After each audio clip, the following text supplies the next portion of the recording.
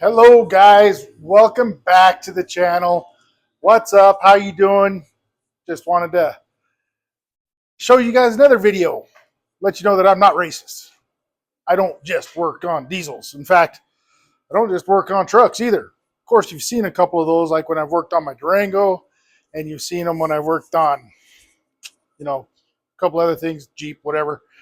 But this one is, kind of falls in line with the truck stuff theme.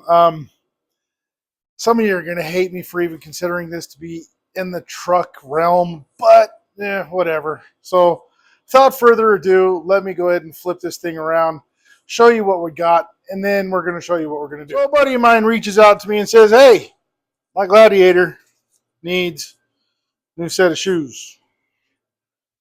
As you can see, we've already got some modifications. We've got a nice Fab 4 bumper, rigid lights. We've got the Xeon winch. It's a 10,000. It's an awesome winch that's in there. Other than that, she's pretty stock. We don't have a whole lot done to her, but it's got about 64,000 miles on it. And if any of you guys know about these Gladiators, their brakes run out right about 65,000 miles. So here's what we're going to do. We have Powerstop Evolution Sport Set. It's a carbon fiber ceramic performance pad, and we're doing cross-drilled and vented rotors. Now, cool thing about the guys over at Powerstop, they will actually mark the rotor, which one goes where on the vehicle, so you cannot get it confused on what pattern goes on what side of the vehicle. And then, of course, pay attention when you're putting your pads on. The pads, they come with all the hardware that you're going to need. They come with all of the rubber boots that tend to tear, all of your anti-rattle clips. They come with the lube, and of course the pads themselves in a nice sealed container so they stay clean, not contaminated with all kinds of grease and other crap that happens during storage and shipping. Anyway, let's get back to it. So, not a whole lot that I'm going to be able to show you guys. Simple. It's brakes.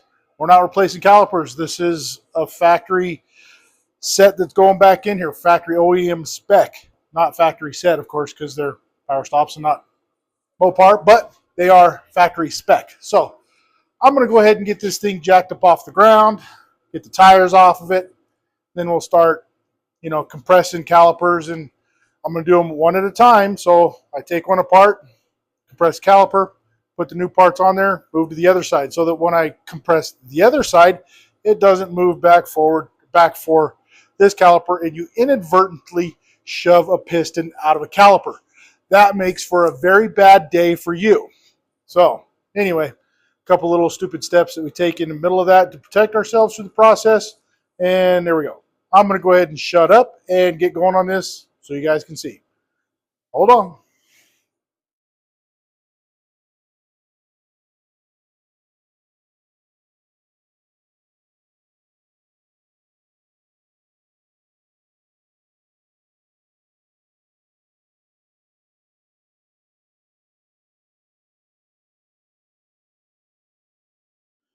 All right, so we got them both done, but I want to point out a couple things, because we need to fill up some time here and can't really do a whole lot while we're talking about brakes, but we're going to do it anyway, and we're going to use my Olight Arc Pro to use the laser pointer while we're pointing out some things. So, as you can see, cross-drilled and vented rotors. That one's marked rear passenger side, so we know we got it on the right side.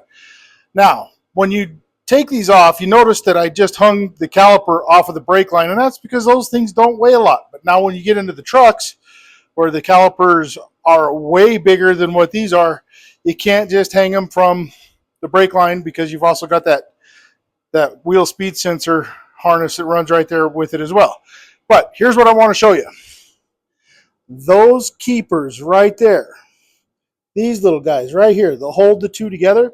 You got to make sure you get those clipped back together, or else you could end up in a situation where that wheel speed sensor harness can get turned from, not binding with the brake line, and I've actually seen them rub against tires and cause some drivability problems. So anyway, moving on. We rebuilt the slides, lubricated and cleaned all of that.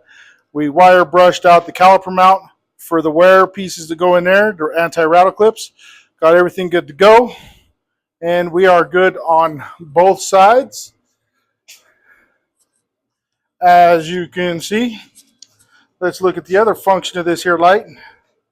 And we'll go regular and then we'll go turbo. Holy moly, look at how bright that goes. And for those of you who want to know, I've also got discount code for Olight in the description. And I'm going to put all my discount codes in there so you can get your bank stuff, your different kind of code readers and diagnostics and backpacks. And we've got all kinds of stuff in there. So anyway, I'm going to leave all of my codes in the description. But there's the other side completed, ready to go on with the tires and then move on to the front. But I did just want to take a minute so that I could point out a couple things, because where would I be if I wasn't trying to give you some tips, tricks, pointers, or whatever else, right? One more thing before we get away from this, especially on the rear. When you do take the old rotors off, I should have showed you this prior to putting the new rotors on. Always double check to make sure that that axle seal is not leaking and that you don't have any problems with your parking brake shoes. And also, there is an adjustment on the shoes themselves, the adjuster, so that you can put in a rough for the parking brake. Anyway, a rough adjustment for the parking brake. Anyway, get that closer so that you're not bottoming out that handle and not getting full park brake actuation back here. So, yes, I should have showed you all that while I had the rotors off. Didn't, sorry. Anyway, we're going to move on. All right, so here we are on the front. And we're going to use the nice Olight laser pointer again. Anyway, those little buggers right there, what hold the rotor on during assembly at the manufacturer, little torque wrench. Sometimes you have to get a hammer impact. I'm going to show you that tool if I need it. But you have one on each side. There's one right there as well. So anyway, to get the rotor off, you got to take those off. But we're going to go ahead and get caliper compressed, taken apart, pads out, caliper mount off, cleaned up, rebuilt, ready to go. Then we'll get those little guys popped out right there so that we can get the rotor off, put the new rotors on. Alrighty, so we got fronts done. Now, those little caliper retaining bolts came off real easy. I didn't have to get the hand impact out, which is good because it's not here. It's at the other shop. I need to bring one here. I think I have 2 or 3 of them. Actually, I think there is one over in the other cart. Anyway, whatever. The fronts are done. We've got calipers rebuilt. Slides all working good. New anti-rattle clips. Pads. Now I get to put on the wheels and tires. And then go test drive this thing. Burn them in. Yes, there is a break-in procedure for these. Look it up. I get them really, really hot several times. Then let them cool down. You'll actually feel the brake fade pretty quick on brand new pads with the rotors. So I get them really hot, let them cool down, she's good to go. So anyway, I am going to get this thing all stitched together for you, get this vehicle out of my garage because I've got another one coming in. What we got coming in is the entire Banks catalog going into an L5P Duramax. Stay tuned for that video tomorrow. But for now, we'll talk to y'all later. Again, hit the like, comment, share button. If you like my content, get it out there. We need to get the word out there. Some of my stuff is pretty real. We talk about the truth on a lot of things. Some things are controversial, some things are not. But whatever the case is, if you like it, share it. But we'll talk to y'all again. Thanks again. Peace.